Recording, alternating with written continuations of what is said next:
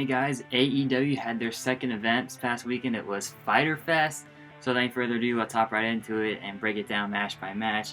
First match on the Fyter Fest card was the Best Friends taking on Private Party and SCU. This was pretty much just a fun way to get the show started. I enjoyed it a lot of action, pretty much just to get the crowd hyped up for the rest of the card. And overall, it served its purpose pretty well. In the end, though, the Best Friends got the win, and they were challenged seemingly by the Dark Order in a weird segment after the match. So I guess it sets up a potential storyline down the road. Not really sure since AEW doesn't have a full-fledged TV show every week yet, but based on this match, it looks like Dark Order is sending some messages to the Best Friends for a possible match later down the road. After that, it was Ali versus Leva Bates. This was just, it was okay, nothing too special. In the end, Ali got the win here, and it's pretty much just gives her something to do, I guess, or just keeps her momentum going until she fights Brandy Rhodes and the next AEW pay-per-view. After that, we had Michael Nakazawa taking on Alex Bailey in a hardcore match. This was a fun match. I enjoy it a lot. You can never go wrong with a hardcore match. In the end, though, it was Nakazawa who got the win over Bailey. Really cool spot here when Nakazawa actually speared Bailey through a table. And then the first official match on the Fyter Fest card, it was Shima versus Christopher Daniels. It was an okay match, nothing too special about it. In the end, though, Shima got the win over Christopher Daniels. Again, can't really tell where they're going to go, the directions for some of these matches, as there's no television show every week to provide fans with an update on storylines progressing. So yeah, as of today, actually, it was just Shima getting the win over Christopher Daniels. After that, we had Riho versus Nyla Rose versus Yukio Sakaze. This was a pretty good triple threat match, I thought. Nothing too bad about it, but nothing great. Just very, it was a good standard triple threat match.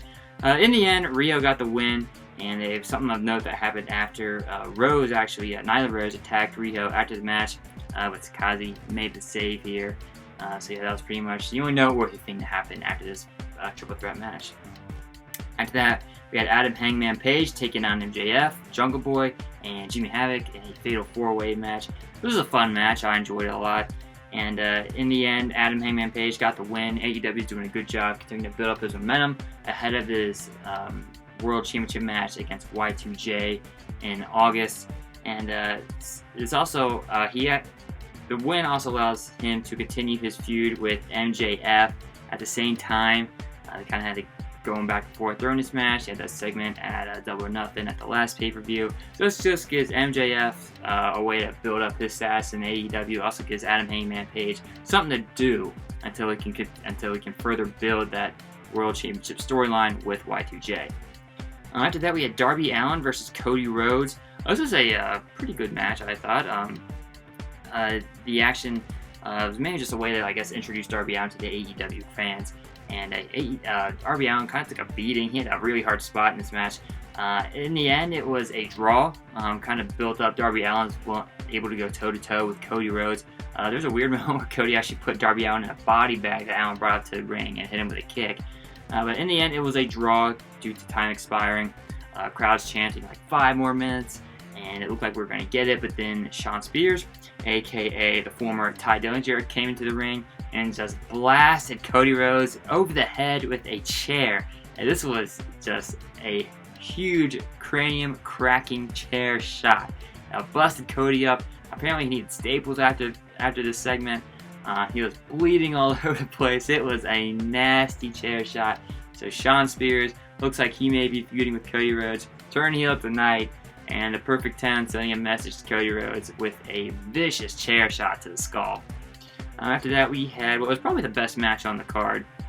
Lucha Brothers and Laredo Kid versus Young Bucks and Kenny Omega, a.k.a. The Elite. And it was actually funny, since Fyter Fest was coinciding with some gaming fest, the Young Bucks and Kenny Omega all dressed up as Street Fighter characters. Young Bucks dressed up as Ryu and Ken, and then Omega dressed up as Akuma. And they actually had a spot where they did a Hadouken. But yeah, and before the match, Justin Roberts actually said, "Round 1, fight," like you hear in a typical fighting game. Personally, I'm a Tekken fan, not a Street Fighter fan, but I did get some enjoyment out of this. In the end, though, it was the Elite who got the win, or the Lucha Brothers and the Laredo Kid.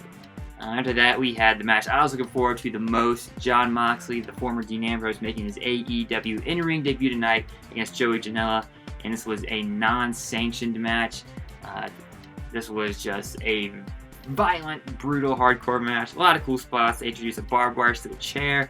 When Moxley brought that steel chair covered in barbed wire to the ring, the crowd started chanting, "You sick," something. Starts with an F, ends with a K, I'll let you figure it out. They started chanting that, and Moxley actually bowed.